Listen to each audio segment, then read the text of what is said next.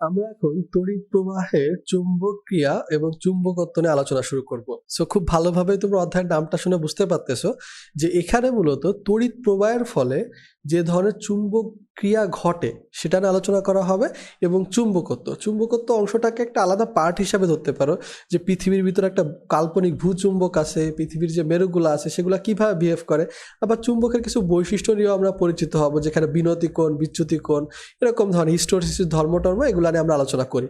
So এখানে দেখো চুম্বকত্ব একটা জিনিস, আর একটা হচ্ছে কি তড়িৎ প্রবাহের চুম্বক ক্রিয়া। মেন বিষয়টা হচ্ছে তড়িৎ প্রবাহের চুম্বক ক্রিয়া।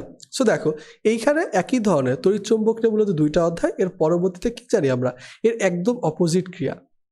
সো খুব সিম্পলভাবে একটা বিষয় হচ্ছে কি, বিজ্ঞানী ওয়েস্টেড নামক একজন বিজ্ঞানী সর্বপ্রথম কি করেন, তিনি আসলে বুঝতে পারেন যে তড়িৎ প্রবাহের ফলে একটা চুম্বক ক্রিয়া ঘটে। কোথাও যদি তড়িৎ প্রবাহিত হয় তাহলে তার আশেপাশে একটা চুম্বক ক্ষেত্র তৈরি হয়।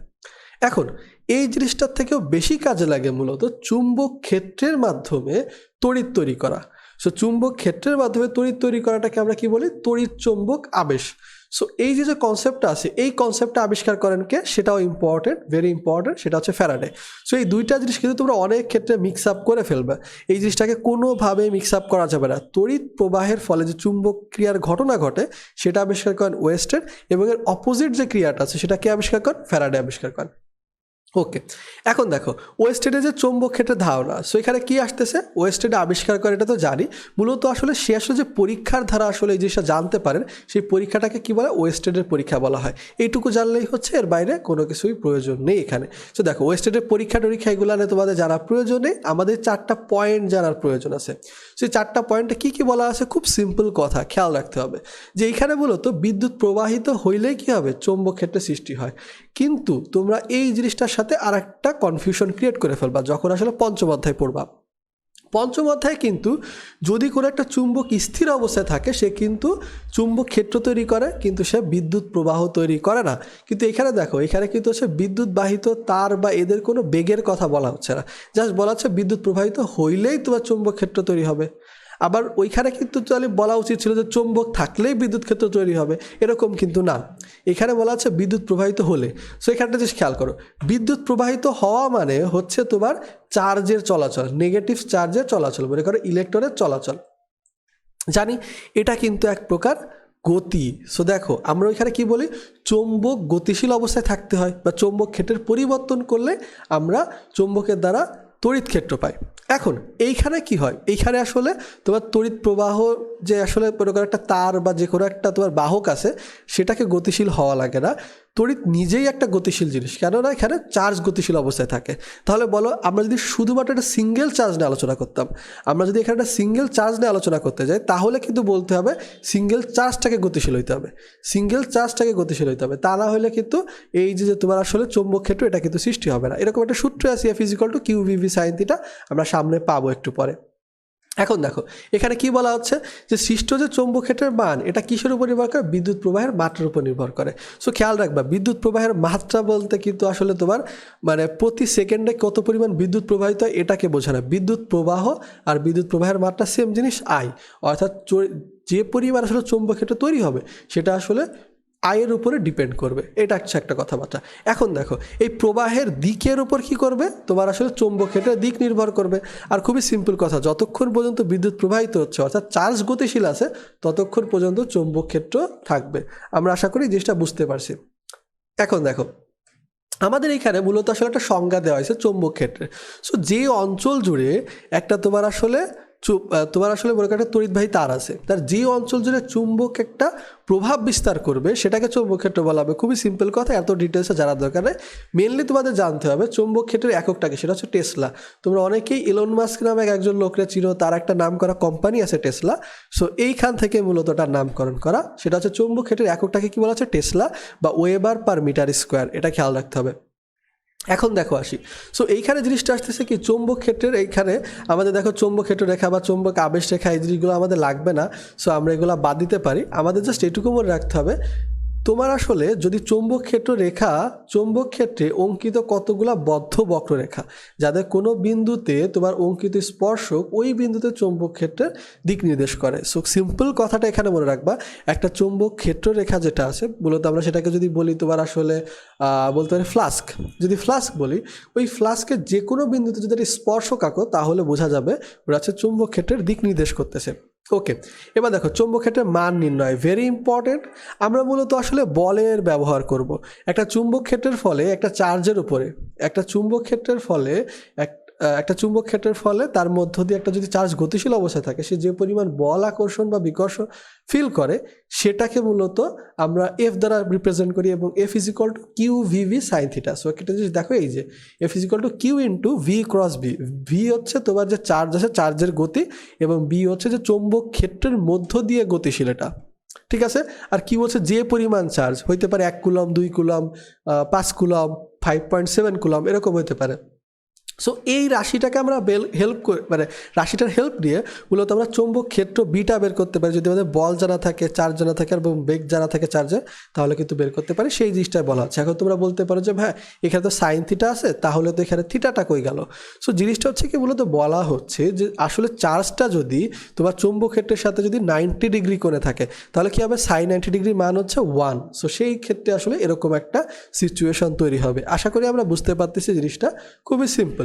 সো এখন দেখো, এখানে একটি একক চার্জ একক বেগের চৌম্বক ক্ষেত্রের সাথে সমকোণে গতিশীল হলে যে বল লাভ করে সেটা চৌম্বক ক্ষেত্রের মান। খুবই সিম্পলভাবে একটা বোঝার চেষ্টা করো। আমরা কি জানতে চাচ্ছি, তোমার আসলে চৌম্বক ক্ষেত্র যদি বের করতে চাই তাহলে কি করতে হবে, আমি এফ এর নিচে কিউ আর ভি নিয়ে গেলাম, তাহলে কি হচ্ছে তোমার একক চার্জ, তোমার কি বলা আছে দেখো, সমকোণে কেন বলা হচ্ছে, ওই সাইন থিটার মান হচ্ছে, আমি এইটাকেই দেখানোর চেষ্টা করি। তোমার বি জানতে হবে, কিউ ভি সাইন থিটা হচ্ছে এফ এর নিচে নিয়ে গেলাম, তাহলে কি হবে, আমরা এখানে জাস্ট সিম্পলি হচ্ছে তোমার কিউ এর মান এক হইতে হবে, সাইন থিটার মান এক হইতে হবে, ভি এর মানও এক হইতে হবে, এবং এগুলো এক হইলে ফাইনালি বলের যে মানটা বের হবে সেটা কি হবে, সেটা চৌম্বক ক্ষেত্রের মান হবে। সেই কথাটাই জাস্ট এখানে এক্সপ্লেন করা হয়েছে, নতুন করে মুখস্থ করার আশা করি প্রয়োজন পড়বে না। দেখো চৌম্বক ক্ষেত্রের দিক নির্ণয়, আচ্ছা চৌম্বক ক্ষেত্রের দিক নির্ণয় করতে হবে কিভাবে, দুইটা ওয়ে আছে চৌম্বক ক্ষেত্রের দিক নির্ণয় করা। একটা হচ্ছে ম্যাক্সওয়েলের কর্কস্ক্রু সূত্র, আর একটা হচ্ছে কি ফ্লেমিংয়ের ডানহস্ত নিয়ম। সো ফ্লেমিংয়ের ডানহস্ত নিয়মকে আবার দ্বিতীয় ডানহস্ত নিয়ম 2ও বলা হয়, কেননা আর একটা ডানহস্ত নিয়ম আছে, এরপরে তোমরা জানতে পারবা। সো এই জিনিসটা জানলেই হচ্ছে, এর বাইরে খুব একটা প্রয়োজন নেই। ভিতরে কি কথাবার্তা বলা আছে তোমরা চাইলে রিডিং দিতে পারো, তার থেকে বেশি ইম্পর্টেন্ট আসলে জিনিসটা না। ওকে, সো আমি এটাকে একটু লেস ইম্পর্টেন্ট হিসাবে তোমাদের জন্য মনে করো দাগায় রাখতে পারি, চাইলে আমরা এই জিনিসটাকে একটু লেস ইম্পর্টেন্ট হিসাবে দাগাইতে পারি। ওকে, সো এটা আসলে একটু ভালো হয়নি, সো আমরা একটু ভালোভাবে দাগাই। ওকে, এখন দেখো আমাদের এখানে জিনিসটা আসতেছে কি, এই যে চুম্বক বলের রাশিটার সাথে তো আমরা পরিচিত হইলাম। সো এই বলটা আসলে কি বোঝানো হচ্ছে, এই বলটা মূলত F is equal to Q V V sine theta, আমরা আগেই জেনে আসছি কিউ ভিভি সাইন থিটা। এখন দেখো, সো কিউ মূলত এই যে সূত্রটা যে জানে, যে আসলে এই সূত্রটা জানে, তারপরে যদি এই চারটে ইনফরমেশন যদি কেউ মুখস্থ করার চেষ্টা করে, এটা আসলে বলতে পারো এক ধরনের অপরাধ। কেন অপরাধ বলতেছি, দেখো বল হচ্ছে কি চার্জের উপর নির্ভরশীল, সিম্পল কথা, চার্জ বেশি হলে বল বেশি হবে। বেগের উপর নির্ভরশীল, বেগ বেশি হলে বল বেশি হবে। চৌম্বক ক্ষেত্রের উপর নির্ভরশীল, চৌম্বক ক্ষেত্র বেশি হলে বল বেশি হবে। এবার দেখো হচ্ছে সাইন থিটার উপর নির্ভরশীল, অর্থাৎ তোমার আসলে যে বল আছে, তোমার চৌম্বক যে ক্ষেত্র আছে, আর এখানে যে তোমার আসলে আমাদের চার্জ আছে, চার্জের মধ্যে যে কোণটা আছে এই কোণের সাইনের সমানুপাতিক। খেয়াল করো, শুধুমাত্র যদি তুমি বলো যে হচ্ছে কি চৌম্বক ক্ষেত্র আর চার্জের যে গতির দিকটা এদের মধ্যবর্তী কোণের সমানুপাতিক, তাহলে কিন্তু ভুল হবে। কেননা তোমার যদি মনে করো সাইন 90 ডিগ্রির মান হচ্ছে 1, তার মানে এটা হবে না যে সাইন মনে করো যদি এখানে তোমার কোণ হচ্ছে 90 ডিগ্রি, তাহলে যে মানটা পাবা তুমি কিন্তু কোণ 180 ডিগ্রি হলে তার ডবল মান পাবা না। সো এই জায়গাটা কিন্তু খেয়াল রাখতে হবে। শুধুমাত্র যদি বলা থাকে কোণের সমানুপাতিক, তাহলে কিন্তু অপশনে ভুল আছে, সাইনের কোণের সমানুপাতিক, এটা মনে রাখতে হবে। এই কনসেপ্টটা আশা করি তোমরা সবাই জানো। ভেতরের দিকে প্রবেশ করা মানে হচ্ছে তীরের পিছন দেখতে যেরকম লাগে ক্রসের মতো, আর বাইরের দিকে আসতে গেলে সেটাকে ডট দ্বারা রিপ্রেজেন্ট করা হয়। আশা করি তোমরা এটা বুঝো, নতুন করে জানার মতো ইনফরমেশন না। এখন দেখো আমরা যে সূত্রটা একটু আগে উপরে দেখলাম, ওই সূত্রটা জানলে এটাও আমাদের জানার কথা। খুব সিম্পল, চার্জ যদি স্থির হয় তাহলে কি হবে, বল শূন্য হবে। যদি তোমার আসলে কি করে, যদি গতিশীল চার্জের চৌম্বক ক্ষেত্রে বল প্রয়োগ করে চৌম্বক ক্ষেত্র সৃষ্টি হবে। এখন দেখো মেন কথা হচ্ছে এটা, প্রবাহের অভিমুখে চৌম্বক ক্ষেত্রের অভিমুখ, সুতরাং চার্জের উপর কোনো বল প্রযুক্ত হবে না। খুব সিম্পলভাবে মনে রাখো, তোমার হচ্ছে কি কোনো একটা যদি চৌম্বক ক্ষেত্র এইদিকে হয় এবং সেই দিকেই যদি একটা চার্জ গতিশীল হয়, তাহলে কিন্তু সেখানে আসলে কি হবে, মধ্যবর্তী কোণ 0, সাইন 0 ডিগ্রি মান কত, 0 হবে, তাহলে পুরা বলের মানই 0 হয়ে যাবে। বুঝতে পারছি? এবার দেখো আসি, চার্জের অভিমুখ গতিশীল চৌম্বক ক্ষেত্রের অভিমুখ পরস্পর কি হলে লম্বা হলে গতিশীল চার্জের উপর বলটা কত, BQV। বুঝতে পারতেছি, এই গতিশীল চার্জের উপর ক্রিয়াশীল বলটা হচ্ছে BQV। আশা করি আমরা জিনিসটা বুঝতে পারতেছি, খুবই সিম্পল কথাবার্তা।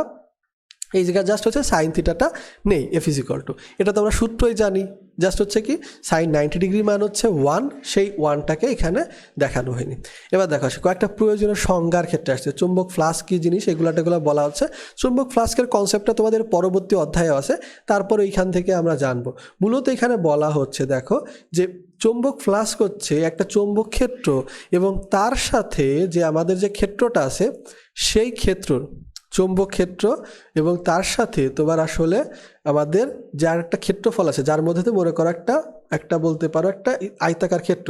সো আয়তাকার ক্ষেত্র এবং চৌম্বক ক্ষেত্রের মধ্যবর্তী কোণটা বললে ভুল বলবা তোমরা এখানেই প্রবলেমটা ক্রিয়েট করে ফেলবা। মূলত আমাদের মনে করো এই যে হচ্ছে আমার হাতের ক্ষেত্রটা, এই হাত আর চৌম্বকটা হচ্ছে এইদিকে। সো মনে রাখতে হবে এই জায়গায় থিটার মানটা বলতে বোঝানোর চেষ্টা করা হয়নি আমার এই যে আয়তক্ষেত্র বা যে কোনো ক্ষেত্র আর এই চৌম্বক ক্ষেত্রের মধ্যবর্তী কোণটা বলা হয়নি। এখানে বলার চেষ্টা করা হয়েছে যে তোমার এই আয়তক্ষেত্র মানে মনে করো একটা ক্ষেত্র দেওয়া আছে, এই ক্ষেত্রে যে অভিলম্ব আছে, এই অভিলম্বের সাথে তোমার চৌম্বক ক্ষেত্র কত ডিগ্রি কোণ তৈরি করতেছে, এটা হচ্ছে থিটা। খেয়াল করবা এই জিনিসটা আমাদের জন্য ভেরি ইম্পর্টেন্ট কথাবার্তা।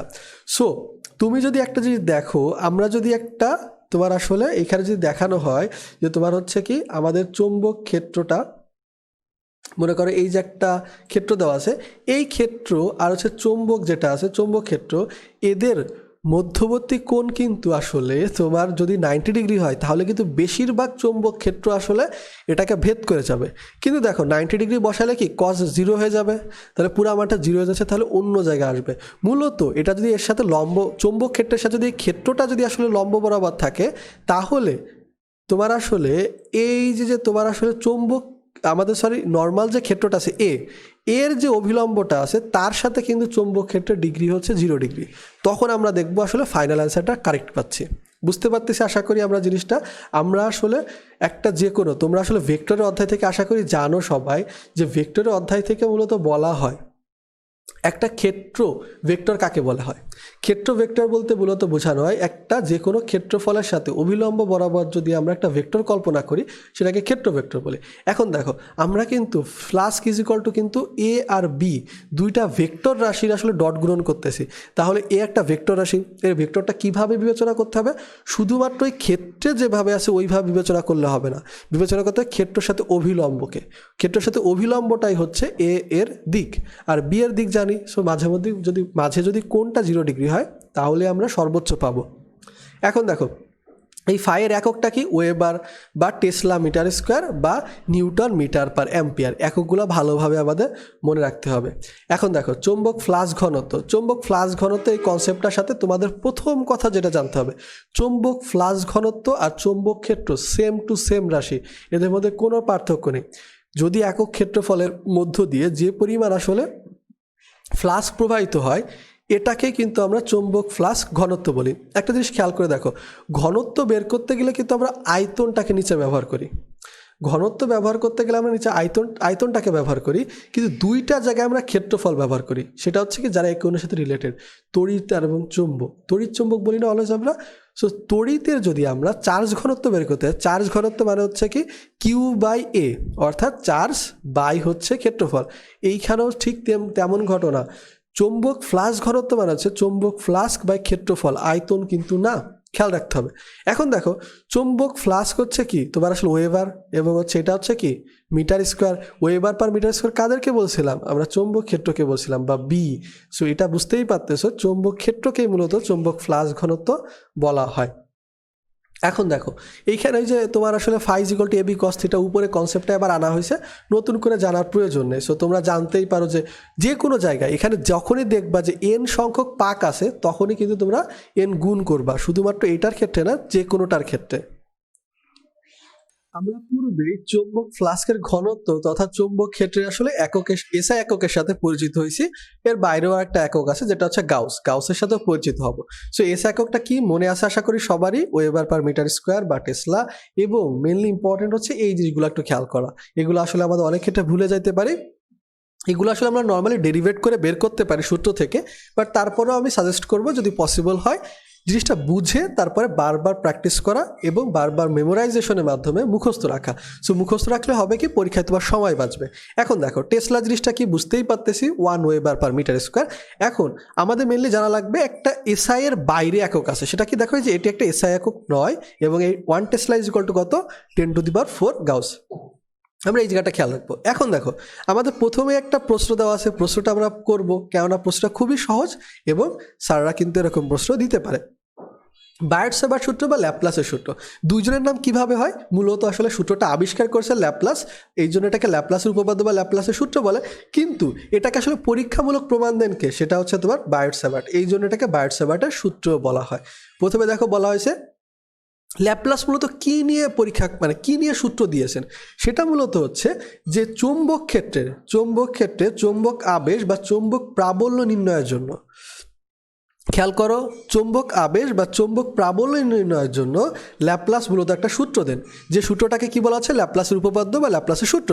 কিন্তু ফাইনালি এটাকে আমরা বায়ট-স্যাভার্ট কেন বলতেছি, কেননা বায়ট-স্যাভার্ট এটার পরীক্ষামূলক প্রমাণ দেন। এখন দেখো আমাদের এইখানে একটা সূত্র দেওয়া আছে, এই সূত্রটাকে আমাদের কারোরই মুখস্থ করার প্রয়োজন পড়বে না যদি শুধুমাত্র আমরা এই সূত্রটা মনে রাখতে পারি। এই যে দেখো আমাদের এইখানে এই যে সূত্রটা আছে এইটুকু একটু খেয়াল করে দেখো, μ/4π এটা হচ্ছে একটা ধ্রুবক রাশি, বা এই সূত্রটা দিয়েও তোমরা মনে রাখতে পারো। এইখান থেকে আমরা একটু দেখার চেষ্টা করি মিউ বা কী জিনিস আমরা একটু পরে জানবো। কে হচ্ছে একটা ধ্রুবক যার আমরা মানটা জেনে আসলাম μ/4π। এখন যদি এখানে শূন্য মাধ্যম হয় তাহলে μ0 হবে। এখন আইডিয়াল সাইন আলফা সাইন থিটাও ব্যবহার করতে পারি, বাই হচ্ছে r²। খুবই সিম্পল কথা, আই হচ্ছে কি তার মানে তড়িৎ প্রবাহের সমানুপাতিক। তোমাদের চৌম্বক ক্ষেত্রটা হচ্ছে তড়িৎ প্রবাহের সমানুপাতিক। দেখো যে বিদ্যুৎ প্রবাহ মাত্রা বা তড়িৎ প্রবাহের সমানুপাতিক। দেখো ডিএল মানে হচ্ছে কি পরিবাহী যে দৈর্ঘ্য, পরিবাহীর দৈর্ঘ্যের সমানুপাতিক। এখন এদের মধ্যবর্তী যে আমাদের যে তড়িৎ পরিবাহী আছে তাদের মধ্যবিন্দু থেকে যে বিন্দুতে আমরা তড়িৎ যে চৌম্বক ক্ষেত্রটা বের করতে যাচ্ছি, তড়িৎ চৌম্বক ক্ষেত্র না, চৌম্বক ক্ষেত্র যেটা বের করতে যাচ্ছি, এই পয়েন্টের এই যে আমাদের তারের মধ্যবিন্দু থেকে এই পয়েন্টের যে দূরত্ব আছে, এই দূরত্বটা আর হচ্ছে তারের মধ্যবর্তী যে কোণটা আছে এটাকে আলফা বলা হচ্ছে। সেই অন্তর্ভুক্ত কোণের সাইনের সমানুপাতিক, শুধুমাত্র সমানুপাতিক বললে ভুল হবে, সাইনের সমানুপাতিক। অপরদিকে কি এই যে দূরত্বটা আছে আর, সো এই আর এর বর্গের ব্যস্তানুপাতিক। এটা হচ্ছে সিম্পল কথাবার্তা। এখন দেখো আমি বলেই দিলাম শূন্য মাধ্যম হইলে কি হয়, যে কোনো অন্য মাধ্যম হইলে কি হয়, এটাই যা সূত্র আকার এখানে দেওয়া আছে। আশা করি আমাদের জন্য এটা জটিল কোনো ইনফরমেশন না, খুব একটা তেমন। আচ্ছা এখন দেখো এই জায়গার জিনিসটা হচ্ছে এইটুকু আমাদের মনে রাখতে হবে, আইডিয়ালকে কি বলা হয়, প্রবাহ উপাদান বা প্রবাহ অংশ বলা হয়। আইডিয়ালকে কি বলা হচ্ছে, প্রবাহ উপাদান বা প্রবাহ অংশ। সো দেখো ডিএল বলতে মূলত আসলে প্রবাহের যে পরিবাহী যেটা আছে তার ক্ষুদ্র অংশকে রিপ্রেজেন্ট করতেছে। এবার দেখো আমাদের এখানে একটা বলা হচ্ছে তোমার 90 ডিগ্রি হলে হচ্ছে মানটা সর্বোচ্চ হবে। কেন, সাইন 90 ডিগ্রির মান হচ্ছে সর্বোচ্চ 1। সো এই জন্য বলা হচ্ছে চৌম্বক ক্ষেত্রের মান যদি 0 এবং হচ্ছে 90 ডিগ্রি হলে সর্বোচ্চ হয়। সো দেখো আচ্ছা সরি এখানে ভুল বলে ফেলছি একটু। সো এখানে জিনিসটা হচ্ছে কি আমাদের মূলত মধ্যবর্তী কোণ 0 হইলে, স্পর্শকের সাথে কোণ 0 হলে চৌম্বক ক্ষেত্রের মান 0, কেননা সাইন 0 ডিগ্রি মান 0 আর 90 ডিগ্রি হলে সর্বোচ্চ। এটা হচ্ছে সিম্পল কথাবার্তা, আমরা সবাই বুঝি, তারপরেও এক্সপ্লেন করা হয়েছে। এখন এই যে উপরে যে পয়েন্টটা পড়লাম সেই পয়েন্টটা আবার এখানে একটু এক্সপ্লেন করা হয়েছে, যেটা তোমরা সবাই বুঝো, নতুন করে আশা করি মুখস্থ করার প্রয়োজন পড়বে না, একটু দেখলেই হবে। এবার দেখো আমাদের মূলত বায়ট-স্যাভার্ট সূত্রের প্রয়োগ কোথায় কোথায় আছে এটা মেনলি জানতে হবে। সেটা হচ্ছে কি বিদ্যুৎবাহী লম্বা সরল তারের জন্য এটা ব্যবহার করা যায়। এবং এর সূত্রটা কি আসে, যা সূত্রটা আমরা ফাইনালি মনে রাখবো, তার বাইরে কোনো কিছু না। সেটা কত হচ্ছে μ0I/2π। সিম্পল, শেষ, এইটুকুই আমাদের কিন্তু কাজ শেষ। বিদ্যুৎবাহী লম্বা সরল তারের জন্য আমরা বায়ট-স্যাভার্টের সূত্র ব্যবহার করে কি বের করতেছি, এর সূত্রটা হচ্ছে আমাদের যে চৌম্বক ক্ষেত্রটা, চৌম্বক ক্ষেত্রের মান হচ্ছে μ0I/2π। আমাদের কাজ হয়ে গেল। এখন দেখো আমাদের যে বিদ্যুৎবাহী বৃত্তাকার কুণ্ডলী ক্ষেত্রেও কিন্তু আমরা বার্টসেভার সূত্র ব্যবহার করি। আমাদের যে টোটাল মানটা, সে মানটা কি আসে μ0I/2r। সো খেয়াল রাখবা আমাদের এখানে সবগুলোর ক্ষেত্রে কিন্তু n গুণ করা যায়। কেন করা যায়? কারণ যদি n সংখ্যক পাক থাকে তাহলে সেটা ক্ষেত্রে আমরা n গুণ করি। বুঝতে পারতেছি আশা করি আমরা। এবার দেখো এই যে একটা প্রবলেম আছে, এই প্রবলেমটা আমরা দেখতে পারি, খুবই শর্ট টাইপ অফ প্রবলেম। এই ধরনের শর্ট টাইপের যে প্রবলেমগুলো আছে সেগুলো আমরা একটু নিজেরা করব। আশা করি আমাদের খুব একটা প্রবলেম হবে না। সো অ্যাম্পিয়ার সূত্রটা কি? অ্যাম্পিয়ার সূত্র প্রথমে যে সূত্রটা দেখে আসলাম তারই একটু ব্যতিক্রম ধরনের রূপ বলতে পারো। এইখানে দেখবা যে তোমার আসলে ওই সূত্রটা কথাও বলা আছে যে μ0I/2πr। সো মেনলি আমাদের খেয়াল রাখতে হবে এই জায়গাটা, অ্যাম্পিয়ারের সূত্র বলতে কাকে রিপ্রেজেন্ট করা হচ্ছে। সিম্পল ভাষায় একটা জিনিস আমরা বোঝার চেষ্টা করি। আমাদের মূলত একটা বদ্ধ পথের মধ্যে চৌম্বক ক্ষেত্র বের করতে যাচ্ছি। সেটা চৌম্বক ক্ষেত্রের মানটা কি হবে? মূলত এই বদ্ধ পথের যে তোমার আসলে চৌম্বক ক্ষেত্রের যে রৈখিক সমাকলনটা আছে, ওই সমাকলন এবং পথটি দ্বারা বেষ্টিত যে ক্ষেত্রফল আছে তার মধ্য দিয়ে প্রবাহিত প্রবাহ মাত্রা μ0 গুণ। বুঝতে পারছি আমরা আশা করি। না বুঝলেও কোনো প্রবলেম নেই, এটা আমাদের জন্য এত ইম্পর্টেন্ট না। আমরা জাস্ট মনে রাখবো সেটা হচ্ছে কি অ্যাম্পিয়ার সূত্রটা কি। অ্যাম্পিয়ারের সূত্রের একটা ডেরিভেটিভ ফর্ম তোমরা দেখতে পারো, সেটা হচ্ছে μ0I/2πr। বাট অ্যাম্পিয়ারের মেন সূত্রটা হচ্ছে এটাই জাস্ট আমরা মনে রাখবো। এবার দেখো অ্যাম্পিয়ার সূত্রের প্রয়োগ কোথায় প্রয়োগ করা যায় আমরা না জানলেও চলতেছি, এটার আমাদের প্রয়োগ জানার কোনো প্রয়োজনীয়তা নেই। বাট তারপরেও চাইলে তোমরা আসলে এটুকু মনে রাখতে পারো যে দীর্ঘ ও সোজা তড়িৎবাহী পরিবাহীর নিকটে কোনো চুম্বক ক্ষেত্র নির্ণয়ে ব্যবহার করা হয়। বাকি কিছু পড়বা না, জাস্ট উপরে লিখে রাখবা নির্ণয়ে ব্যবহার করা হয়। কার সূত্র? অ্যাম্পিয়ারের সূত্র। কাদের ক্ষেত্রে? দীর্ঘ এবং সোজা তড়িৎবাহী পরিবাহীর ক্ষেত্রে। আশা করি আমরা জিনিসগুলো বুঝতে পারতেছি, সিম্পলি হওয়ার কথা। দেখো গতিশীল চার্জের উপর চৌম্বক বল বা লরেন্স বল।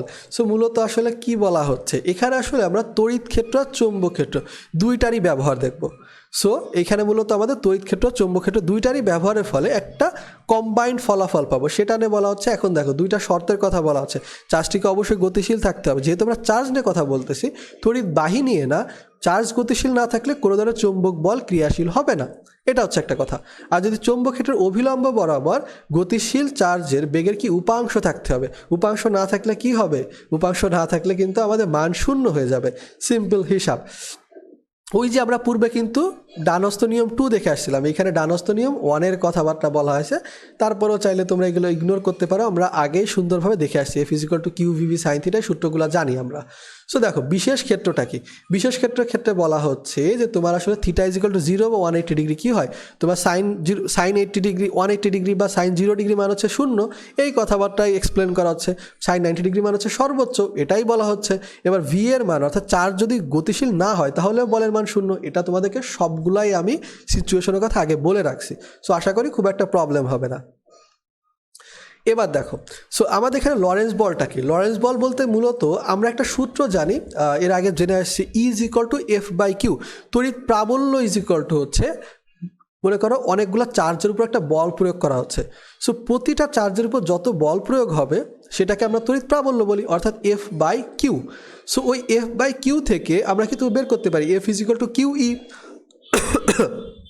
সো সেটাকে আমরা মূলত দেখানোর চেষ্টা করতেছি। আমরা জানি যে কোনো একটা ক্ষেত্রে যদি আসলে তড়িৎ প্রবাহিত হয় সেখানে চুম্বক থাকবে। সো দেখো তড়িৎ আর চুম্বক দুটো একসাথে থাকতেছে, তাহলে তড়িৎ বলটা এইভাবে বের করলাম QE। আর একটা হচ্ছে কি আমরা চুম্বক বলের সূত্র জানি QVV sin θ। So Q×V×B। আশা করি বুঝতে পারছি। Q কমন নিলাম, E+V×B। এটাই হচ্ছে মূলত আমাদের লরেন্স বলের মেন কথাবার্তা। অর্থাৎ মনে করো একটা চার্জ আছে, এক বা একাধিক চার্জ, মূলত আসলে মনে করো যে 10 কুলম চার্জ বা 1 কুলম চার্জ তোমার একটা চৌম্বক ক্ষেত্রের মধ্য দিয়ে গতিশীল অবস্থায় আছে, তখন কিন্তু তার উপর তড়িৎ ক্ষেত্র এবং চৌম্বক ক্ষেত্র দুইটারই আসলে একটা প্রভাব থাকবে। এবং এই প্রভাবের কারণে তাদের মধ্যে একটা কম্বাইন্ড ফোর্স কাজ করবে তার উপর, ওই চার্জের গতিশীল চার্জের উপর। ওই কম্বাইন্ড ফোর্সটাকে করতে মূলত লরেন্স বল হিসাবে এক্সপ্লেন করা হচ্ছে। আশা করি বুঝতে পারছি, এর থেকে ডিটেলসে কোনো কিছু জানার প্রয়োজন নেই।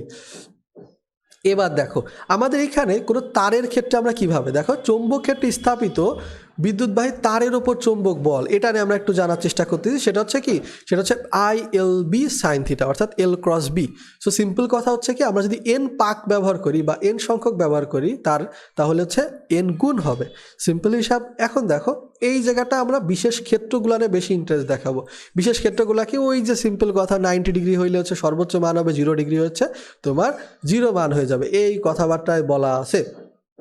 দুটি দেখো বিদ্যুৎবাহী সমান্তরাল তারের জন্য ক্রিয়াশীল বল, এইখানে মূলত আমাদের যে ফ্লেমিংয়ের যে ডানহস্ত নিয়মটা আছে সেটাই কিন্তু ব্যবহার করে খুব ভালোভাবে এই জিনিসটা মূলত, ফ্লেমিংয়ের ডানহস্ত নিয়ম না, মূলত আমাদের এখানে আসলে ডানহস্ত নিয়ম যে এক আছে সেটা ব্যবহার করে আসলে বের করতে পারবো যে একই দিকে যদি তোমার আসলে বিদ্যুৎ প্রবাহিত হয় সমান্তরাল দুইটা তারের ক্ষেত্রে, তাদের মধ্যে আকর্ষণ বল কাজ করে, আর বিপরীত দিকে গেলে বিকর্ষণ বল কাজ করে।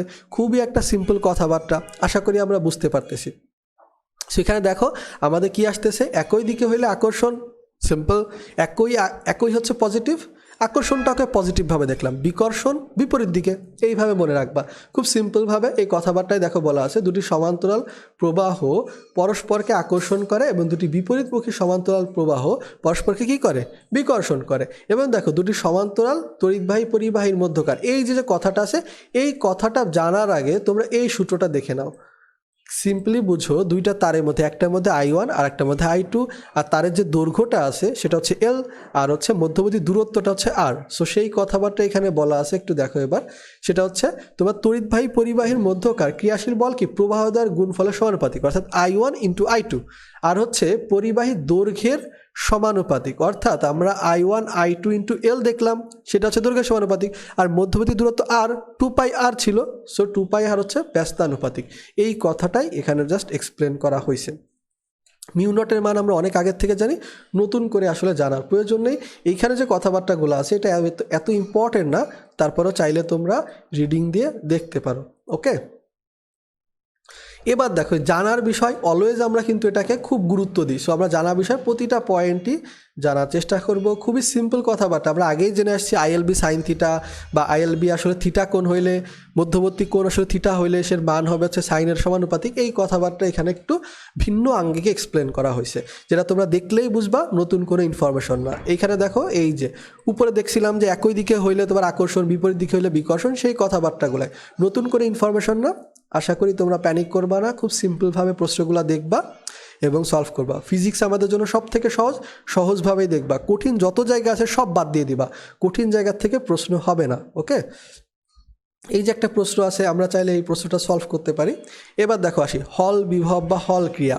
সো হল বিভব কি বলতে পারো, লরেন্স বলের একটা রূপান্তরিত অবস্থা, অর্থাৎ যেখানে আমরা মূলত দেখতে পাচ্ছি যে কোনো একটা ইলেকট্রন যখন আসলে কোনো একটা তড়িৎ বা চুম্বক ক্ষেত্রের মধ্যে দিয়ে যাচ্ছে, তখন আসলে কি করতেছে, সেটা দুইটা বলেরই সম্মুখীন হচ্ছে, তড়িৎ বল এবং চুম্বক বল। এবং তার এই যে তড়িৎ এবং চুম্বক বলের ফলে এখানে একটা বিভব তৈরি হচ্ছে, যেটাকে আমরা হল ভোল্টেজ বলি। এইগুলো নিয়ে মূলত কথাবার্তা বলা হয়েছে। সর্বপ্রথম এটা আবিষ্কার করেন কে, এইচ হল। এইটুকু জানলেই হচ্ছে, এর বাইরে জানার প্রয়োজন নেই। আমরা এরপরে মূলত জানবো যে হলের পরীক্ষা দ্বারা আসলে আমরা কি আইডেন্টিফাই করতে পারি, এটা হচ্ছে আমাদের কথাবার্তা। সো এই জায়গায় যে কথাবার্তাগুলো আছে এগুলো আসলে মুখস্থ ইনফরমেশন না, তেমন জাস্ট রিডিং দিতে পারো, এত ইম্পর্টেন্ট না, জাস্ট রিডিং দিতে পারো কথাবার্তাগুলো, এগুলো আমাদের কাজে লাগে না নর্মালি। হলের পরীক্ষা থেকে আমরা কী জিনিস জানতে পারি, দেখো এই কথাবার্তাগুলো ইগনোর করো প্লিজ, তোমরা দরকার নেই, লাগবে না আমাদের। হলের পরীক্ষা দ্বারা আমরা জানতে পারি সেটা হচ্ছে চার্জের প্রকৃতি নির্ণয় করতে পারি। আর একটা জিনিস হচ্ছে কি, হল ভোল্টেজের সাহায্যে একক আয়তনে চার্জের সংখ্যা বা হল ভোল্টেজের রাশিমালা নির্ণয় করতে পারি। খুবই সিম্পলভাবে খেয়াল করো। প্রথমত এগুলো নিয়ে আমি আলোচনা করতেছি একটু পরে, বাট এটা জেনে রাখো VH = ED বা E = VH/D। এইটুকু জানলে হচ্ছে তোমার হচ্ছে হল ভোল্টেজ তোমার হচ্ছে যে তোমার আসলে যে ক্ষেত্রটা তৈরি হচ্ছে, সেই ক্ষেত্রটা বা তোমার আসলে বৈদ্যুতিক ক্ষেত্র, যে দেখো E = বৈদ্যুতিক ক্ষেত্র, আর হচ্ছে এই পাতের যে প্রস্থটা আছে এটা হচ্ছে গুণফল হচ্ছে VH বা ভোল্টেজ। তোমরা ভাবতে পারো বা এই রাশিগুলো কি করব, সবগুলাই মুখস্থ করবে একটু কষ্ট করে, বাট এইখানে আমাদের বেশ কাজ সহজ হয়ে যাবে। কখন, এই যে দেখো হল ভোল্টেজ BI/NTQ ব্যবহার করা হয়েছে। আমি আশা করি তোমাদের সবারই মনে আছে স্থিরতড়িৎ বা চলতড়িৎ অধ্যায় একটা সূত্র ছিল, I = NAVE। সো এইখানে মূলত সেই সূত্রটারই জাস্ট অ্যাপ্লাই করা হয়েছে, আর কিচ্ছু না। ওইখানে মূলত ই এর বদলে, যেটা আমরা NaVe ব্যবহার করছিলাম, সেইখানে ই এর বদলে এখানে কিউ দেওয়া হয়েছে। কিউটা মূলত ইলেকট্রনের চার্জকে রিপ্রেজেন্ট করা হচ্ছে। সো আশা করি আমরা বুঝতে পারতেছি জিনিসগুলো। যে দেখো প্রতিটা চার্জের আধার, কিউ মানে হচ্ছে এখানে প্রতিটা চার্জের আধার। ওই সূত্রটির একটা ব্যতিক্রম রূপ এখানে দেখানো হয়েছে। সো সিম্পলি তোমরা যদি তাও না জানতে চাও, এইটুকু জেনে রাখো যে VH is equal two BI/NTQ। যদি এইটুকু মনে রাখো, এবং কোনটা দ্বারা কি রিপ্রেজেন্ট করে, টি দ্বারা হচ্ছে পাতের বেদ বা পুরুত্ব, এই জায়গা কিন্তু গোলায় ফেলবা তোমরা। কোনটা হচ্ছে তোমার পাতের বেদ বা পুরুত্ব, বা কোনটা হচ্ছে তোমার পাতের প্রস্থ। সো পাতের প্রস্থ হচ্ছে ডি, যেটার আসলে এইখানে কোনো সম্পর্ক নেই, এইখানে আছে। টি হচ্ছে তোমার পাতের বেদ বা পুরুত্ব, এটা কিন্তু সময়কে রিপ্রেজেন্ট করতেছে না।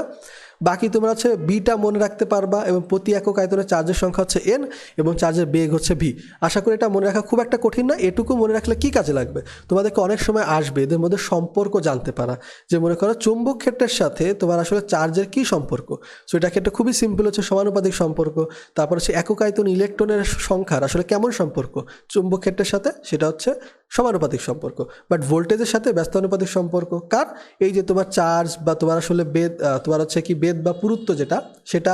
তারপর আসতে তোমার আসলে একক আয়তন ইলেকট্রনের সংখ্যা, এগুলোর সাথে ব্যস্তানুপাতিক।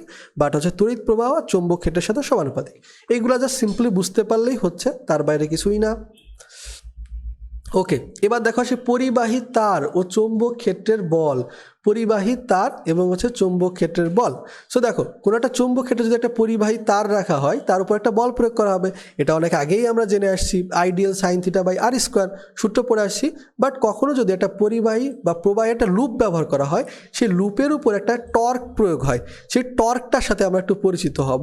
সেই টর্কটা মূলত আসলে কি আসে, দেখো এই যে এই টর্কের যে মানটা আছে, এটা হচ্ছে IL ক্রস বি। সরি, এখানে আসলে মূলত এটা তোমাদের আগের সূত্রটা ছিল। সো এখানে মূলত টর্ক ইজ ইকুয়াল টু আমরা জানবো, সেটা হচ্ছে NIA। ওকে, এই যে দেখো টর্ক ইজ ইকুয়াল টু মূলত আছে IAB। এখন দেখো NIA কেন বললাম আমি, এটাকে মূলত চৌম্বক ভ্রামক বলা হয়। সো NIA বা NIA কে মূলত M দ্বারা, মূলত চৌম্বক ভ্রামক দ্বারা রিপ্রেজেন্ট করা হয়। সো আমরা লিখতে পারি MBও লিখতে পারি। সো দেখো টর্কের সূত্রটা কি, I/AB। সো এটা হচ্ছে লুপের ক্ষেত্রফল, এটুকু জানলো যে B হচ্ছে চৌম্বক ক্ষেত্র, I হচ্ছে তড়িৎ প্রবাহ, আমাদের যে লুপের মধ্যে দিয়ে যে পরিমাণ তড়িৎ প্রবাহিত হচ্ছে। সো এখানে দেখো আমাদের NIB, N হচ্ছে কি, যদি N সংখ্যক লুপ ব্যবহার করা হয়, NIA দ্বারা মূলত চৌম্বক ভ্রামককে রিপ্রেজেন্ট করা হচ্ছে। তাহলে আমরা বলতে পারি, এই জায়গায় দেখো ভেক্টর রূপটা দেখানো হয়েছে। সো আমরা এই যে দেখো NIA কে মূলত চৌম্বক ভ্রামক M দ্বারা রিপ্রেজেন্ট করি, এবং সেই ক্ষেত্রে আমরা লিখতে পারি NIA বা M ক্রস B। বুঝতে পারছি আমরা। ওকে, আমাদের চৌম্বক ভ্রামকের কথাবার্তা শেষ হইলো। এরপরে দেখো আসতেছে আমাদের এখানে একটা প্রশ্ন আছে বা ম্যাথ আছে। এই ম্যাথটা চাইলে আমরা একটু করতে পারি, সহজ টাইপের, এই জন্য করবো। বাট পরবর্তীগুলা প্রয়োজন নেই, এগুলো একটু জটিল হবে আমাদের জন্য, আমরা এগুলাকে ইগনোর করবো। ওকে, এবার দেখো কক্ষপথে ঘূর্ণায়মান ইলেকট্রন, কোনো একটা ইলেকট্রন যদি কোনো একটা কক্ষপথে ঘুরতে থাকে, সেই ক্ষেত্রে আসলে সে কোন ধরনের বলের ফিল করবে বা সেগুলো নিয়ে বলা আছে। দেখো এখানে একটা রাশি ভরবেগ আছে কৌণিক ভরবেগ, আশা করি তোমরা সবাই জানো। এটা হচ্ছে কৌণিক ভরবেগ মানে হচ্ছে কি রৈখিক ভরবেগ ইন্টু আর।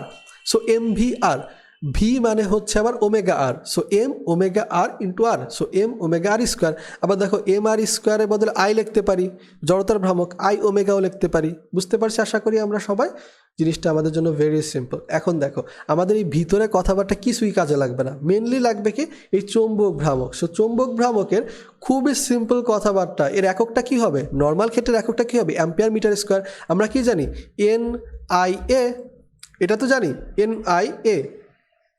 এখন দেখো তোমার সিম্পলভাবে বুঝো তুমি, এন তো হচ্ছে নাম্বার, মানে কত গুণ, এটার তো কোনো একক নেই। বাট আই হচ্ছে অ্যাম্পিয়ার, এ হচ্ছে metre square, so ampere metre square. But এর সব থেকে ন্যূনতম মান কত, সেটা হচ্ছে Bohr magneton. So Bohr magneton is equal to কত, 1 Bohr magneton is equal to 9.27 × 10⁻⁻24 ampere metre square. এটা আমরা খেয়াল রাখবো। এখন দেখো ইলেকট্রনিক স্পিন এবং চৌম্বক ক্ষেত্রে বলা হয়েছে, যেগুলো আমাদের কাজে লাগবে না, আমরা এই জন্য এগুলাকে কি করব, ইগনোর করব। এবার আসতেছে আমাদের সেকেন্ড পার্টটা, সেটা হচ্ছে কি ভূচুম্বকত্ব বা পৃথিবীর চৌম্বকত্ব এবং এর উপাদান। সো দেখো পৃথিবীর চুম্বকত্ব তত্ত্ব নিয়ে এগুলো এখানে আলোচনা করা হবে।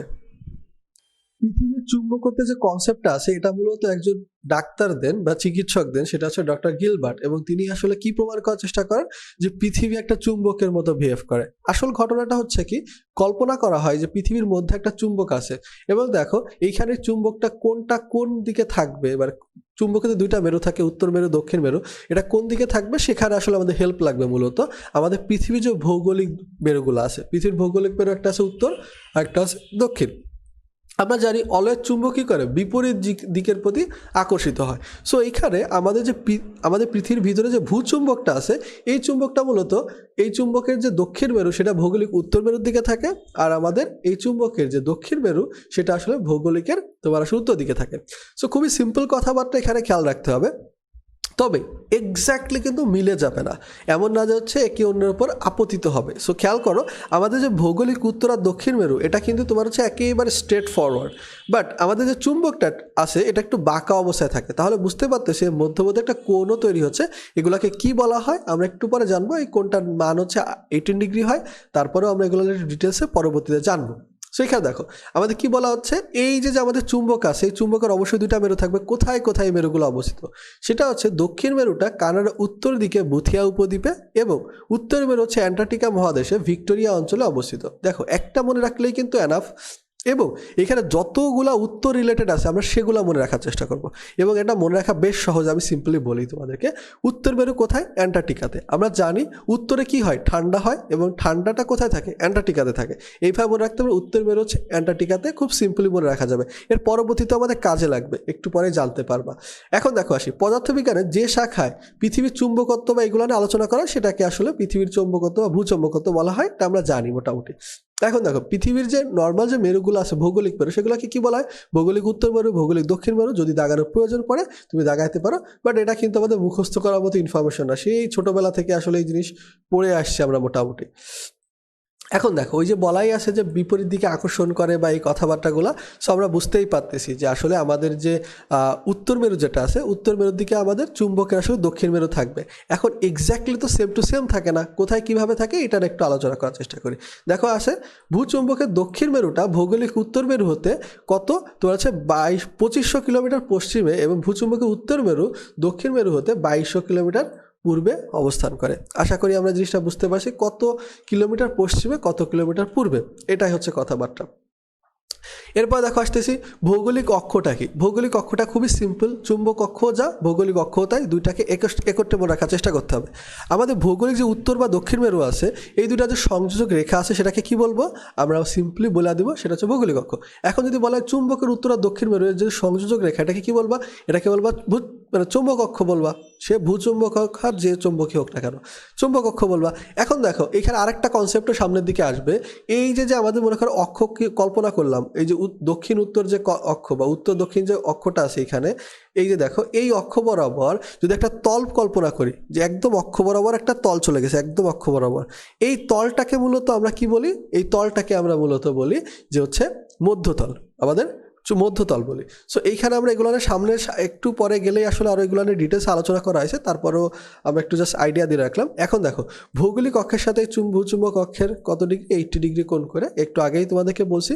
এখন আমাদের মূলত এইখানে যে তোমার আসলে চুম্বকের যে উত্তর মেরু আছে এটাকে কি বলা হয়, উত্তর সন্ধানী মেরু, এবং দক্ষিণ মেরুকে দক্ষিণ সন্ধানী মেরু বলে। সিম্পল কথাবার্তা, তোমরা চাইলে এই কথাগুলো একটু মনে রাখতে পারো, অনেক ক্ষেত্রে পরীক্ষা একটু ঘোরায় পেঁচে দিতে পারে। এখন দেখো আমাদের এই উত্তর মেরু এবং দক্ষিণ মেরুর আলাদা নাম আছে, এই নামটা খেয়াল রাখতে হবে। উত্তর মেরুকে কি বলা হয়, নীল মেরু, এবং দক্ষিণ মেরুকে বলা হয় লাল মেরু। যদি ভুলে যাওয়ার একটা সম্ভাবনা থাকে, সিম্পলি মনে রাখো নর্থ, উত্তর মানে নর্থ, নর্থ থেকে নীল, নর্থ থেকে নীল, এন থেকে নীল, সিম্পলি মনে রাখবে, বাকিটা হচ্ছে লাল মেরু। ওকে, এবার দেখো আমাদের এটা গেল। এর পরবর্তীতে দেখো তোমার হচ্ছে ভূচম্বকীয় তোমার হচ্ছে কয়েকটা রাশি টাশির আলোচনা করা হচ্ছে। সেগুলো কী কী, ওই যে আমি কিছু অলরেডি তোমাদেরকে বলে ফেলছি, সেটা হচ্ছে কি ওই যে চৌম্বক অক্ষ বললাম, বা আমরা কিন্তু ভৌগোলিক অক্ষ পড়ছি, বাট চৌম্বক অক্ষ সেম জিনিস। সো ভূচৌম্বক মেরু যেটা আছে, মেরু খুবই ভালো করে বুঝতে পারছি, দুইটা মেরু আছে, কোথায় কোথায় আছে এগুলো তো পড়লাম। চৌম্বক অক্ষ কি, ওই যে দুইটা মেরু সংযোজক কাল্পনিক রেখাকে। আবার চৌম্বক মধ্যতল কি, আমি তোমাদেরকে আগেই বলে রাখছি, চৌম্বক মধ্যতল কি, এই অক্ষ বরাবর অঙ্কিত তোমার যে উলম্ব তলটা। এবার দেখো আসি ভৌগোলিক অক্ষ। ভৌগোলিক অক্ষটা কি? দুই মেরুর সংযোজক কাল্পনিক রেখা, সেটা হচ্ছে ভৌগোলিক অক্ষ। এবার দেখো আসি ভৌগোলিক মধ্যতল, অর্থাৎ এই যে অক্ষটা আছে এর মাঝ বরাবর একটা তল যাচ্ছে এবং একটা তলটাকে কল্পনা করা হচ্ছে, তাকে কি বলা হচ্ছে? ভৌগোলিক মধ্যতল বলা হচ্ছে। আশা করি আমরা জিনিসটা বুঝতে পারতেছি। এবার দেখো আসি চৌম্বক দৈর্ঘ্য। চৌম্বক দৈর্ঘ্য জিনিসটা কি? আমি মনে হয় তোমাদেরকে আসলে যখন ভেক্টর অধ্যায়টা পড়াইছি তখন হয়তো বলে থাকার কথা, তারপর যদি না বলে রাখি, আমাদের যত ধরনের দৈর্ঘ্য আছে সবই কিন্তু স্কেলার রাশি হয়। তারপরেও শুধুমাত্র চৌম্বক দৈর্ঘ্য এমন একটা জিনিস যেটা আসলে কি হয়, সেটা আসলে একটা দিক বা ভেক্টর রাশি হয়। খেয়াল করো এই জিনিসটা। সো দিকটা কোথায় হয়? উত্তর থেকে দক্ষিণ মেরুর দিকে, দক্ষিণ মেরু থেকে উত্তর মেরুর দিকে। অলওয়েজ মনে রাখবা তোমার হচ্ছে চুম্বক ক্ষেত্রে দিক নির্ণয় করা হয় উত্তর মেরুর দিকে। উত্তর মেরুটা হচ্ছে মেন দিক বা মেন তোমার বলতে পারো যে সাইড বলা যেতে পারে। সো এখানে হচ্ছে দক্ষিণ থেকে উত্তর মেরুর দিকে। জ্যামিতিক দৈর্ঘ্যটা কি? এখন দেখো, জ্যামিতিক দৈর্ঘ্য বলতে যে কোনো একটা চুম্বকটা একটা খণ্ড দেখতে কতটুকু লাগতেছে, কিন্তু চুম্বক দৈর্ঘ্যটা মূলত হচ্ছে ওই নর্থ পোল আর সাউথ পোলের মধ্যবর্তী দূরত্ব। সো দেখো এইখানে মনে করো নর্থ পোল আছে, এখানে সাউথ পোল আছে, টোটাল এই দেখো এ বিটা হচ্ছে টোটালি হচ্ছে কি জ্যামিতিক দৈর্ঘ্য, বাট এই নর্থ পোল থেকে সাউথ পোল এই মধ্যবর্তী দূরত্বটা হচ্ছে চৌম্বক দৈর্ঘ্য। দেখো চৌম্বক দৈর্ঘ্য অলওয়েজ ছোট হয়, জ্যামিতিক দৈর্ঘ্য অলওয়েজ বড় হচ্ছে, তাহলে কি হবে? এদের অনুপাতটা অবশ্যই একের থেকে ছোট হবে, 0.85। অনেক ক্ষেত্রে কিন্তু বলা থাকতে পারে যে চৌম্বক দৈর্ঘ্য জ্যামিতিক দৈর্ঘ্যের কত পার্সেন্ট? অ্যান্সার হবে 85%। এবার দেখো আসি ভূচুম্বকত্বের উপাদানগুলা। ভূচুম্বকত্বের উপাদান মোট 3টা আছে। এই 3টার ক্ষেত্রে তোমাদের আসলে একটু খেয়াল করো, তোমাদের একটু অবাক হইতে পারে যে আসলে আমরা উপাদান বলতে তো চাল ডাল গম এরকম ধরনের জিনিসপত্র বুঝি নর্মালি, বাট কোনকে কখনো উপাদান হিসেবে ব্যবহার করিনি বা প্রাবল্যকে কখনো উপাদান হিসেবে ব্যবহার করিনি, বাট এখানে ব্যবহার করা হচ্ছে। একটা হচ্ছে বিচ্যুতিকোণ, আর একটা হচ্ছে বিনতিকোণ, এবং আরেকটা হচ্ছে কি? আনুভূমিক প্রাবল্য। বিচ্যুতিকোণের সাথে অলরেডি তোমরা পরিচিত হয়ে গেছো যে চৌম্বক মধ্যতল আর হচ্ছে ভৌগোলিক মধ্যতলের মধ্যবর্তী কোণ। আমরা একটা 80 ডিগ্রি দেখে আসছিলাম, 18 ডিগ্রি, অনেকটা ওরকমভাবে কথাটা বলা হচ্ছে। জাস্ট মনে রাখবো, মনে করি না, আমরা মনে রাখতে হবে সেটা হচ্ছে ঢাকার বিচ্যুতিকোণ কত? তোর 0.5 ডিগ্রি পূর্ব। এইটুকু জানলেই হচ্ছে, বাকি কিছু জানার প্রয়োজনে। বিনতিকোণটা কি? বিনতিকোণটা মূলত আমাদের যদি একটা চুম্বককে যদি তুমি আসলে একেবারে ভরকেন্দ্র বরাবর একটা দড়ি দিয়ে ঝুলায় রাখো, তাহলে সেটাতে একেবারে মাঝ বরাবর এরকম স্থির অবস্থায় থাকার কথা, কিন্তু সেটা করে কি? এরকম একটু বেঁকে যায়। এবং দেখো আমাদের যে আসলে, আচ্ছা আমি এইখানে দেখানোর চেষ্টা করি তোমাদেরকে। এইখানে দেখো এই যে আমাদের আনুভূমিক মধ্যতল, অর্থাৎ হচ্ছে কি? মনে করো ভূপৃষ্ঠের সাথে এই যে হচ্ছে মনে করো ভূপৃষ্ঠ, এই যে হচ্ছে ভূপৃষ্ঠ মনে করো, এখানে দেখো এই ভূপৃষ্ঠ থেকে একেবারে লম্ব মানে আনুভূমিকভাবে একটা তল আছে, এই তলের সাথে নর্মালি একটা লম্ব মানে ভরকেন্দ্র বরাবর যদি একটা চুম্বককে ঝুলায় রাখা হয়, তাহলে তো স্থির একেবারে আনুভূমিক তলের সাথে 0 ডিগ্রি কোণ করে থাকার কথা ছিল, বাট এটা একটু বেঁকে যায়। এটাকে মূলত বিনতি কোণ বলা হয়। আশা করি আমরা বুঝতে পারতেছি ঘটনাটা। ওকে, দেখো আমাদের এখানে বিনতিকোণটাকে কি ডেল্টা দ্বারা ব্যক্ত করা হয়, এটুকু জানতে হবে। এবং কোথায় আসলে বিনতিকোণের কথাবার্তা আছে দেখো, এই যে দুই মেরুর বিনতিকোণ কত? 90 ডিগ্রি, আর বিষুবী রেখার বিনতিকোণ হচ্ছে 0 ডিগ্রি হয়। কথা শেষ। এখন দেখো ঢাকার বিনতিকোণ কত? 31 ডিগ্রি নর্থ, অর্থাৎ উত্তর দিকে। এটুকু মনে রাখলেই হচ্ছে। এবার দেখো আসি আমরা ভূচৌম্বক ক্ষেত্রে আনুভূমিক এবং উলম্ব প্রাবল্য। সো ভূচৌম্বক ক্ষেত্রে একটা প্রাবল্য তৈরি হয় যে কোনো একটা তোমার আসলে চুম্বক রাখলে, এবং এই চুম্বকের যে প্রাবল্য আছে, প্রাবল্যটাকে এই যে দেখো যদি এইভাবে বলি, তাহলে এর একটা আনুভূমিক বরাবর উপাংশ থাকে আর একটা হচ্ছে উলম্ব উপাংশ থাকে, সেটাকে একটা আনুভূমিক প্রাবল্য বলা হয়, আর এটাকে বলা হয় উলম্ব প্রাবল্য। সিম্পলভাবে বুঝতেই পারতেছো, কজ হচ্ছে কজ ডেল্টা হচ্ছে কি? এই দেখো ডেল্টাটা হচ্ছে বিনতিকোণ, সে বিনতিকোণটাই মূলত, সেই ক্ষেত্রে হচ্ছে আই কস ডেল্টা হচ্ছে তোমার আসলে আমাদের আনুভূমিক, এবং সাইন ডেল্টা হচ্ছে তোমার আসলে উলম্ব উপাংশ। এখন দেখো এই যে আমরা জাস্ট এইটুকু মনে রাখবো কোনটা আনুভূমিক কোনটা উলম্ব, এটা তো মনে রাখবোই। এর পাশাপাশি দেখো এই যে টোটাল যে আমাদের মানটা আছে, এই মানটার ক্ষেত্রে মনে রাখবো I is equal two H square plus V square. এখন দেখো এই ডেল্টা মানটা কিন্তু এই যে প্রাবল্য আছে, এইটা দিয়ে কিন্তু আমরা আসলে এই বিনতিকোণ বের করতে পারি কিভাবে? Tan inverse V by H. এটাও কিন্তু একটা ভালো বিষয় হইতে পারে আমাদের একটা প্র্যাকটিক্যাল এক্সপিরিয়েন্সের মতো। সো আমরা খেয়াল রাখবো।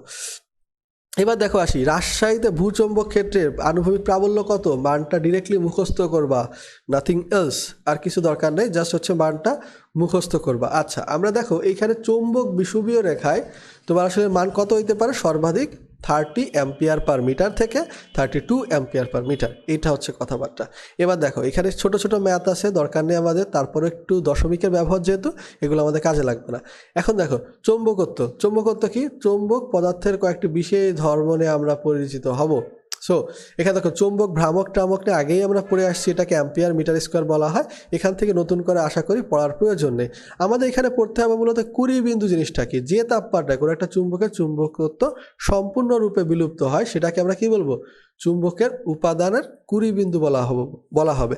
এখন দেখো তোমার উপাদানের কথাটা কেন আনলো? কেননা কোনো একটা চুম্বক কোন উপাদান দ্বারা তৈরি তার উপর মূলত ডিপেন্ড করতেছে কুড়ি বিন্দু কত হবে। সো এই জন্য এই কথাটা বলা হয়েছে।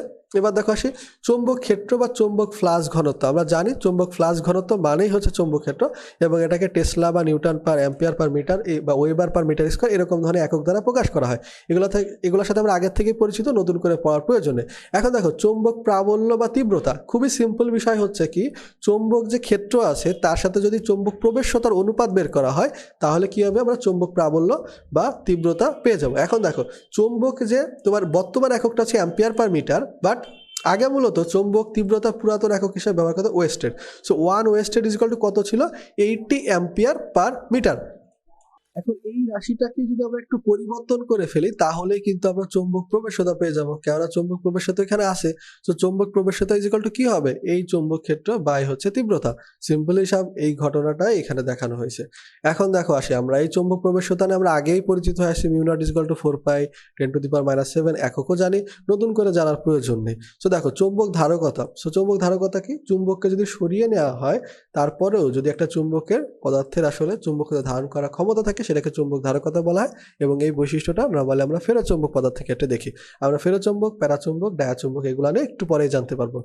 চুম্বক নিগ্রাহিতা বা সহনশীলতা, অর্থাৎ চুম্বকত্ব হ্রাসের কারণসমূহ থাকা সত্ত্বেও কোনো একটি চুম্বক পদার্থের মধ্যে চুম্বকত্ব ধরে রাখার ক্ষমতাকে ওই পদার্থের চুম্বক নিগ্রাহিতা বলা হয়। দেখো মনে করো তাপমাত্রা বাড়াইলে একটা চুম্বকের চুম্বকত্ব হ্রাস পাওয়া শুরু করে।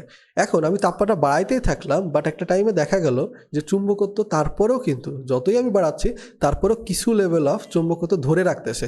এটাকেই আসলে মূলত চুম্বক নিগ্রাহিতা বা সহনশীলতা বলা হচ্ছে। এখন দেখো আসি চৌম্বক গ্রাহিতা, প্রবণতা বা তীব্রতা। এটা ক্ষেত্রে কি আসতেছে? খুবই সিম্পল আমাদের এগুলো আসলে। দেখো এই যে চুম্বক তীব্রতা ইজ ইকুয়াল টু মানে তোমার আসলে চুম্বকায়ন তীব্রতা এবং চুম্বক তীব্রতা হলো তোমার আসলে চৌম্বক প্রবণতা, মানে এই দুইটা জাস্ট অনুপাত। চুম্বকায়ন তীব্রতা, চুম্বক তীব্রতা দুইটা ডিফারেন্ট রাশি, এই দুইটা ডিফারেন্ট রাশির জাস্ট অনুপাত। তারপরে এটা না জানলেও চলবে, পরীক্ষা নরমালি কাজে লাগে না। এবার দেখো আসে চুম্বকায়ন মাত্রা বা তীব্রতা। সো এটা ক্ষেত্রে কি আসতেছে? একক হচ্ছে ampere per metre, ampere per metre. এবার দেখো আসি আপেক্ষিক চৌম্বক প্রবেশ্যতা। সো আপেক্ষিক চৌম্বক প্রবেশ্যতার ক্ষেত্রে কি আসতেছে? আমাদের খুবই সিম্পল কথা, ওই যে মিউ বাই মিউ নট, অর্থাৎ শূন্য মাধ্যমের সাপেক্ষে অন্য যে কোনো মাধ্যমে কতটুকু প্রবেশ্যতা আছে চৌম্বক ক্ষেত্রে সেটার অনুপাতটা। আশা করি এটা তোমরা বুঝতেই পারতেছো, এগুলো মুখস্থ করো না দয়া করে। আশা করি এটা নর্মাল কমন সেন্স কাজে লাগে, আসলে তোমরা এটা পরীক্ষায় অ্যান্সার করার চেষ্টা করবা। চৌম্বকগুলি আণবিক মতবাদ, এগুলো আমাদের কাজে লাগবে না, আমাদের আসলে এগুলা তেমন একটা ইম্পর্টেন্ট না। ওকে, আমাদের এখানে দেখো কিছু ছোটোখাটো ম্যাথ আছে, আমরা চাইলে একটু দেখতে পারি। ম্যাথগুলো একটু দেখতে বড়, বাট সলভটা অনেক ছোট, সো তোমরা একটু দেখতে পারো।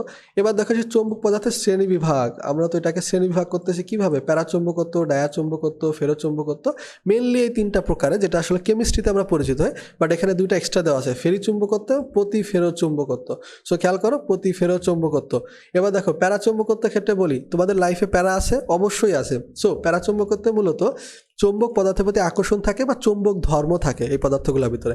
ডায়াতে চৌম্বক ধর্ম থাকে না, আর ফেরোতে কি থাকে? চৌম্বক ধর্ম একটু বেশি পরিমাণে থাকে। ঘটনাটা অনেকটা এরকম হচ্ছে।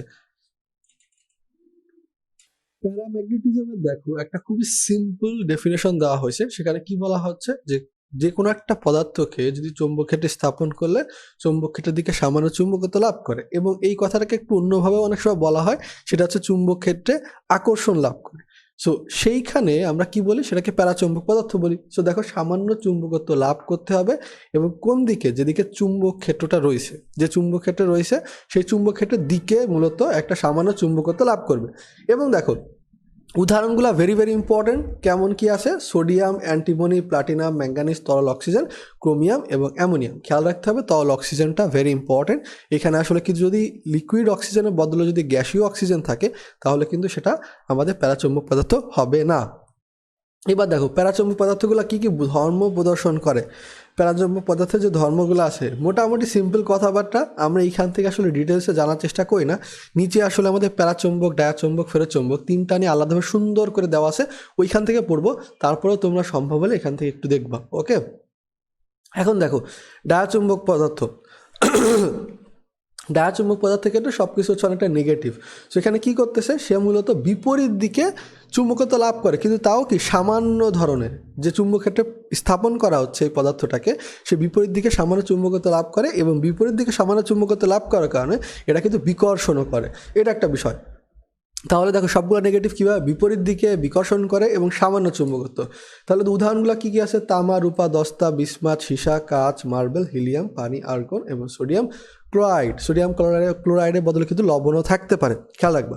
এখন দেখো তোমরা মনে করতে পারো যে ভাই সবগুলাই কি পড়বো না, আমার মতামত হচ্ছে যে তোমাদের প্যারাচুম্বক মানে ফেরোচুম্বকত্ব তো অবশ্যই মনে রাখবা, কারণ মাত্র এখানে তিনটা আছে এবং খুব সহজ মনে রাখা। এর বাইরে প্যারা অথবা ডায়া যে কোনো একটা মনে রাখাই আই থিঙ্ক এনাফ। এবার দেখো ডায়াচুম্বক পদার্থের ধর্মগুলোই সেম অ্যাজ দ্যাট। আমি বললাম যে যেটা হচ্ছে এখানে আছে, বাট আমরা সামনে গেলে আরও সুন্দরভাবে পাবো। সো তারপরেও এগুলো যে ফেলে দিবে এমন না, এগুলোকে দাগায় রাখতে হবে। ফেরোচুম্বক পদার্থ, সো আচ্ছা, ফেরোচুম্বক পদার্থের ক্ষেত্রে কী আসতেছে আমাদের মূলত দেখো এই যে সকল পদার্থ চুম্বক ক্ষেত্রে স্থাপনকারী চুম্বক ক্ষেত্রের দিকে শক্তিশালী চুম্বকত্ব লাভ করে, এটা হচ্ছে মেন কথাটা। চুম্বকত্ব লাভ করে, মানে প্যারাচুম্বক পদার্থ চুম্বকত্ব লাভ করে কিন্তু সামান্য, কিন্তু আমাদের ফেরোচুম্বকত্ব কি শক্তিশালী চুম্বকত্ব লাভ করে। অপশন কী কী আছে, লোহা, নিকেল এবং কোবাল্ট। নিকেলের নাম দিয়ে কিন্তু দুটা মনে রাখা সম্ভব, মানে তিনটাই মনে রাখা সম্ভব। নিতে হচ্ছে নিকেল, কতে হচ্ছে কোবাল্ট, লতে হচ্ছে লোহা। আরামসে মনে রাখতে পারবো আমরা ফেরোচুম্বক পদার্থের যে ধর্মগুলো আছে এখানে সুন্দরভাবে বলা থাকার কথা। এখন দেখো এই যে ক্রান্তি তাপমাত্রা বা কুড়ি তাপমাত্রা, যেগুলো আশা করি তোমরা সবার মনে আছে, আমরা একটু আগেই বলে আসছিলাম যেখানে আসলে যে তাপমাত্রায় চুম্বকত্ব সম্পূর্ণরূপে বিলুপ্ত হয় সেটাকে কুড়ি তাপমাত্রা বলে। এখন দেখো লোহার ক্ষেত্রে এই মানটা কত মুখস্থ রাখবা, সেটা হচ্ছে 1043 কেলভিন। খেয়াল রাখো অপশনে কিন্তু সেলসিয়াসেও থাকতে পারে। এরপর দেখো আসছে ফেরি চুম্বকত্ব এবং প্রতি ফেরি চুম্বকত্ব, সেগুলো নিয়ে আলোচনা হবে। ফেরি চুম্বকত্বের ক্ষেত্রে কি ফেরাইট হচ্ছে মূলত এটার অ্যান্সার। আমাদের আর কিছু জানা দরকার, এটা কেমন কি, আমাদের যে উদাহরণগুলো আছে উদাহরণগুলো জানলেই এনাফ। অ্যান্টি ফেরো বা প্রতি ফেরো ম্যাগনেটিজম, সেটা ক্ষেত্রে কিন্তু এখানে কোনো উদাহরণ নেই, বাট নিচে আছে দেখো, সেটা হচ্ছে ম্যাঙ্গানিজ অক্সাইড এবং হচ্ছে ম্যাঙ্গানিজ ফেরাইট। ম্যাঙ্গানিজ অক্সাইড এবং ম্যাঙ্গানিজ ফেরাইড হচ্ছে তোমার অ্যান্টিফেরো ম্যাগনেটিক পদার্থ অথবা তোমার প্রতিফেরো চৌম্বক পদার্থ। সো এবার দেখো এই যে জিনিসটার কথা আমি বারবার বলতেছিলাম সেই জিনিসটা মূলত এখানে চলে আসছে। তার আগে একটু জেনে নেবো যে কোনো পরমাণু বা আয়নের ইলেকট্রন কক্ষগুলি পূর্ণ থাকলে তারা প্যারাচুম্বক ধর্ম দেখায় না। সেটা কেমন হতে পারে, হিলিয়াম, নিয়ন, সেগুলো তো পরমাণু, অর্থাৎ নিষ্ক্রিয় গ্যাসের পরমাণুগুলো কি কক্ষ পূর্ণ থাকে, সেটা ক্ষেত্রে প্যারাচুম্বকতা দেখাবে না। বাট আরও কিছু পরমাণু আছে যাদের কি একটা ইলেকট্রন ত্যাগ বা গ্রহণ করলে বা দুইটা ইলেকট্রন ত্যাগ বা গ্রহণ করলে তারা কিন্তু পূর্ণর মতো আচরণ করে, সো সেই ক্ষেত্রে তারাও দেখাবে না। এখন দেখো ক্যালসিয়াম 2+ হইতে পারতো, দুইটা ইলেকট্রন ছেড়ে দিলে ক্যালসিয়ামের অষ্টক পূর্ণ হয়ে যায়, এটা খেয়াল রাখতে হবে। এরপর দেখা যাচ্ছে ফেরোচুম্বক, প্যারাচুম্বক এবং ডায়াচুম্বক পদার্থের বৈশিষ্ট্য। ফেরোচুম্বক পদার্থের বৈশিষ্ট্যগুলো কী কী আছে আমরা একটু রিলেট করে মনে রাখার চেষ্টা করব। এখানে দেখো ফেরোচুম্বকের থেকে চুম্বক ক্ষেত্র দ্বারা খুব বেশি আকর্ষিত হয়, আমাদের যদি প্যারাচুম্বকের কথা বলা হয় কম আকর্ষিত হয়, এবং আমাদের ডায়াচুম্বকের ক্ষেত্রে কী হয়, বিকর্ষিত হয়। এটা আমরা আগের থেকে জেনে আসছি, নতুন ইনফরমেশন না। এখন দেখো এটা কী হচ্ছে, সাধারণত কঠিন এবং স্ফটিক আকার হয়। আমরা যেসব চুম্বক পদার্থ ব্যবহার করি তাদেরকে কিন্তু সাধারণত আমরা কঠিন আকারে দেখে থাকি। এখন দেখো এইখানে আমরা যদি প্যারাচুম্বকের ক্ষেত্রে আসি কী হবে, এটা কঠিন, তরল এবং বায়বীয় তিনটাই হবে। আর যদি আমাদের মনে করো ডায়াতে যায় তখন কিন্তু কী হবে, এটা তোমার আসলে কঠিন, তরল, বায়বীয় হবে। ম্যাক্সিমাম ক্ষেত্রে দেখবা সেটা আসলে প্যারাচুম্বক এবং ডায়াচুম্বকের ভিতর মিল আছে বেশি। আমরা নর্মাল এটাকে বিপরীত ধরে রাখছি, বাট এদের ভিতর দেখবা আসলে মিল আছে বেশি। যেরকম দেখো চুম্বকের ক্ষেত্রে কিন্তু দেখো চুম্বক ধারকত্ব ধর্ম নেই, চুম্বকের প্রতি আকর্ষিত হওয়ার ধর্ম আছে, বাট ধারকত্ব অর্থাৎ চুম্বক সরাই নিলাম তারপরেও চুম্বকের মতো বিহেভ করতেছে এমন ক্ষমতা কিন্তু প্যারাচুম্বকের নেই, এবং ডায়াচুম্বকের তো নেই একদম। কিন্তু শুধুমাত্র কার আছে, ফেরোর আছে। তারপর দেখো যে কুড়িবিন্দু নেই, আমাদের ডায়াচুম্বকের ক্ষেত্রেও কিন্তু কুড়িবিন্দু নেই। কুড়িবিন্দু কাদের আছে, একটু আগে দেখে আসলাম ফেরোচুম্বকের ক্ষেত্রে। তারপর দেখো আসে চুম্বক গ্রাহিতা বা প্রবণতা কম, কিন্তু আমাদের ফেরো যদি কথা বলা হয় তারা কি হবে, বেশি হবে। আর এটা ক্ষেত্রে কি হবে, ঋণাত্মক হবে, মানে বিপরীত দিকে। এটা কিন্তু একটু তিনটাই বিপরীত, তিনটার মধ্যে বিপরীতত্ব আছে। এখন দেখো হিস্টোরেসিস ধর্ম না প্যারাচুম্বকত্বের আছে না ডায়ার আছে, কার আছে শুধুমাত্র, সেটা কিন্তু শুধুমাত্র তোমার ফেরোচুম্বকত্বের আছে। এবার দেখো আসছে চুম্বক প্রবেশতা, এটা অবশ্য সবার ক্ষেত্রে আলাদা, ওইটা হচ্ছে গ্রেটার দ্যান ওয়ান, মানে হচ্ছে ওয়ানের থেকে অনেক বেশি, এটার ক্ষেত্রে হচ্ছে তোমার বেশি ওয়ানের থেকে, আর এটার থেকে এটার ক্ষেত্রে হচ্ছে ওয়ানের থেকে কম, অর্থাৎ নেগেটিভে। ওকে, এবার দেখো আসি চৌম্বক ক্ষেত্র অপসারণ করলে চুম্বকত্ব কি হয়, লোপ পায়। চৌম্বক ক্ষেত্র অপসারণ করলে চুম্বকত্ব লোপ পায়। এবং দেখো তোমার সে কী করতেছে, এই যে চুম্বক ক্ষেত্র অপসারণ করলে চুম্বকত্ব লোপ পায়, এটা ক্ষেত্রে সিম্পল কথাবার্তা। এই যে দেখো তারপরে এদের চৌম্বকঘায়ীদের তাপমাত্রার উপর নির্ভর করে, এরা ক্ষেত্রে কি করে, নির্ভর করে না। ওকে, এখন এই যে পয়েন্টগুলো আছে তোমরা মোটামুটি দেখলেই আসলে পারবা, আমাদের যতগুলো পয়েন্ট আছে সবগুলোই মোটামুটি খেয়াল করবা তোমরা, এবং মোটামুটি সহজও আছে, এতটাও জটিল না। প্রথম দিকে দেখেই আসলে সবাই একটু ভয় পেয়ে যায় যে আচ্ছা এটা কীভাবে কি মনে রাখবো, অনেক কঠিন জিনিসপত্র হবে না, এরকম আসলে না, তোমরা একটু খেয়াল করলে দেখবা পারবা।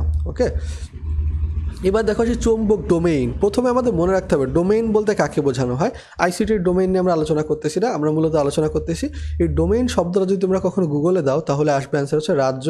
অর্থাৎ ছোটো একটা অঞ্চলকে মূলত আমরা কি বলতে পারি, যেরকম ভারতে জানো তোমরা 29টা রাজ্য আছে, সো সেখানে একটা দেশের ভিতর যেরকম রাজ্য থাকে, সো একটা চুম্বক পদার্থের ভিতর ছোটো ছোটো অংশ থাকে, সেই অংশগুলোকে আমরা একটা ডোমেইন বলতেছি, এবং এই ডোমেইনগুলো নিয়ে মূলত এখানে আলোচনা। সো এখানে খেয়াল করতে হবে, দেখো যে আমাদের ফেরোচুম্বক পদার্থের অভ্যন্তরে অজস্র ক্ষুদ্র ক্ষুদ্র অঞ্চল আছে, কাদের মধ্যে ডোমেইন থাকে, ফেরোচুম্বক পদার্থের মধ্যে, এবং তাদের মাত্রা কত, 10⁻² সেন্টিমিটার প্রায়, মানে তাদের বেদ বা পুরুত্ব যদি বলতে থাকো বা দৈর্ঘ্য বলতে থাকো সেটা হচ্ছে 10⁻² সেন্টিমিটারের মতো হয়। এবং দেখো প্রতিটি অঞ্চলের মধ্যে কতগুলো পরমাণু থাকতে পারে, সেটা হচ্ছে 10⁻15 থেকে 10⁻17 পরমাণু। এবং দেখো এগুলো স্বতঃস্ফূর্তভাবে চুম্বকায়িত হয়, মানে আলাদা আলাদা অঞ্চল হিসাবে। এই জন্যই মূলত ডোমেইনের কথাটা বা কনসেপ্টটা আনা হয়েছে, এর বাইরে তেমন একটা প্রয়োজন না আমাদের এই জিনিসটা। ওকে, যে এটা স্বতন্ত্র চুম্বকের ন্যায় আচরণ করে এটুকু জানতে পারো তোমরা। এই জায়গায় যে কথাবার্তাগুলো সেগুলো পড়ো, এটা এত ইম্পর্টেন্ট না, বাট তারপরেও এই কথাগুলো পড়তে পারো তোমরা। ওকে, সরি, আচ্ছা, সো এটা গেল। এরপর দেখো আসি আমরা মূলত কি আসতেছে, চৌম্বক ক্ষেত্রে চৌম্বক টোমেইন এগুলো আসে। এখন আমাদের দেখো এইটুকু মনে রাখবো, কপি কলে কী ব্যবহার করা, কাঁচা লোহা ব্যবহার করা, এর বাইরে তেমন কোনো কিছুই প্রয়োজন নেই এখানে। তড়িৎ চুম্বক ও স্থায়ী চুম্বক, বুঝতেই পারছো, তড়িৎ চুম্বক তাহলে কি একটা অস্থায়ী চুম্বক। কিছু চুম্বক আছে যাদেরকে মানে তোমার আসলে অস্থায়ীভাবে একটা চুম্বকত্ব ধর্ম দেওয়া হয়, কিছু চুম্বক আছে যারা প্রাকৃতিকভাবে চুম্বক। সো অস্থায়ীভাবে যে চুম্বকত্বটা প্রাপ্ত করা হয় সেটা আসলে ম্যাক্সিমাম ক্ষেত্রে তড়িৎ চুম্বকের মাধ্যমে হয়, এবং এই চুম্বকগুলাই কিন্তু বেশি ব্যবহৃত হয়, কেননা স্থায়ী চুম্বকের কিন্তু একটা ফিক্সড মান আছে যে এতটুকের পাওয়ার, কিন্তু তড়িৎ চুম্বকের ক্ষেত্রে এর পাওয়ার ইচ্ছা মতো আমরা তড়িৎ প্রবাহের মান বৃদ্ধি করে বা অন্যান্য ওয়েতে আমরা কিন্তু এটা মান বৃদ্ধি করতে পারি, তড়িৎ চুম্বকের চুম্বকত্বের মান বৃদ্ধি করতে পারি আমরা খুব সহজে। সো এইখানে দেখো তড়িৎ চুম্বক ক্ষেত্রে কী বলা হচ্ছে, যেগুলো আসলে বুঝতেই পারতেছো কোন ধরনের পদার্থ, প্যারাচুম্বক টাইপের পদার্থ ব্যবহার করা হবে। এখন দেখো আবার ফেরোচুম্বকত্ব ব্যবহার করা যেতে পারে। এখন দেখো আমাদের এখানে এই চুম্বকত্ব যেটা তড়িৎ চুম্বক, আমি বললামই যেটা নিজেদের মতো পরিবর্তন করা যায়, তাহলে আমরা কীভাবে বাড়াইতে পারি, যদি বাড়াইতে পারি কীভাবে জানি, তাহলে কমাইতে হবে কীভাবে সেটাও জানা সম্ভব। এখন দেখো কীভাবে, সেটা হচ্ছে তড়িৎ প্রবাহ বাড়াই, যদি আমরা তড়িৎ প্রবাহ বাড়াইলে আমাদের এটা কিন্তু বৃদ্ধি পাবে, তারপর হচ্ছে সলিনয়েডের প্যাচের সংখ্যা বাড়াইলে তড়িৎ প্রবাহে তোমার আসলে চুম্বকত্ব বৃদ্ধি পাবে, তড়িৎ প্রবাহ বাড়াইলেও বৃদ্ধি পাবে, আবার সলিনয়েডের প্যাচের সংখ্যা বৃদ্ধি করলেও বৃদ্ধি পাবে। এখন দেখো তোমার আসলে এখানে আমাদের, আচ্ছা এখানে দেখো ইস্পাত অপেক্ষা নরম লোহা অধিকতর উপযুক্ত, এইটুকু জাস্ট মনে রাখবা, তড়িৎ চুম্বক প্রস্তুতিতে ইস্পাত অপেক্ষা নরম লোহা অধিকতর উপযুক্ত। কেন উপযুক্ত দরকার নেই। এবার দেখো স্থায়ী চুম্বক ক্ষেত্রে কি, যেগুলো আমরা মূলত প্রাকৃতিকভাবে পেয়ে থাকি, এই চুম্বকগুলো কী কী বৈশিষ্ট্য থাকে, সেটা হচ্ছে উচ্চমানের নিগ্রহ সহনশীলতা, উচ্চমানের ধারণ ক্ষমতা, এবং হিস্টেরোসিস লুপের ক্ষেত্রফল তোমার আসলে বেশি হওয়া প্রয়োজন। এরপর দেখো সিরামিক চুম্বকের ক্ষেত্রে এগুলো আমাদের লাগবে না তেমন একটা। আচ্ছা, সিরামিক চুম্বক কী নামে পরিচিত, সেটা হচ্ছে ফেরাইট নামে পরিচিত। এর বাইরে দেখো আসে কি, যে তোমার আসলে নিকেল দিয়ে সর্বপ্রথম স্থায়ী চুম্বক তৈরি করা হয়, এটা মনে রাখতে পারো। এরপর দেখো হচ্ছে আয়রন অক্সাইড এবং বেরিয়াম অক্সাইডের মিশ্রণে সিরামিক চুম্বক তৈরি করা হয়।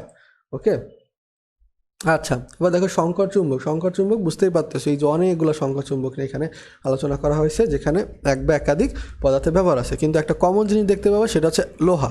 লোহা আসলে সবগুলোর মধ্যে আছে। আনফর্চুনেটলি তোমাদের এই স্থায়ী চুম্বকগুলোর নাম, শঙ্কর ধাতু কী কী আছে এবং ব্যবহার সবগুলাই মোটামুটি পড়তে হবে, ভেরি ইম্পর্ট্যান্ট।